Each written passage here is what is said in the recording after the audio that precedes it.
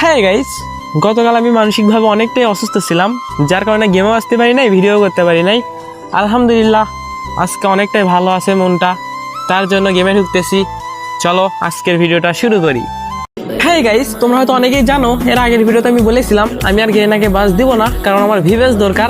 আচ্ছা, তবে এই ইভেন্টটা দেখে আমি কেন জানি না বাস না দিয়ে থাকতে পারছি না, কারণ এই ইভেন্টে যদি আমি বাস দেই তাহলে হয়তো ফ্রিতে পেতে পারি। গেনা যদি ভয় পেয়ে আমাকে ফ্রিতে দেয়, बड़ा हरामी हो बेटा।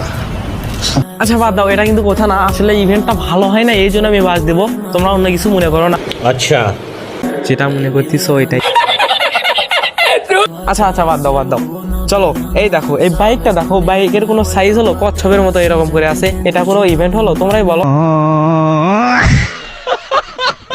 যদি আমাকে ফ্রিতে দিত তাহলে এটাই ভালো হতো। बड़ा हरामी हो बेटा। আচ্ছা বাদ দাও, এইগুলো তোমরা মনে করো না, বুঝছো? এগুলো এমনিতেই বের হয়ে যাচ্ছে। আচ্ছা, চলো দেখি আমরা গানের স্কিনটা দেখি, গানের স্কিন কেমন। আসলে গাইস, গানের স্কিনটা একদম মারাত্মক, এটা বলতে হবে। তারপরে আমি বলবো না এটা ভালো না, কারণ এই ইভেন্টটা আমার ভালো লাগে না। যদি ফ্রিতে দিত তাহলে আমার ভালো লাগবে।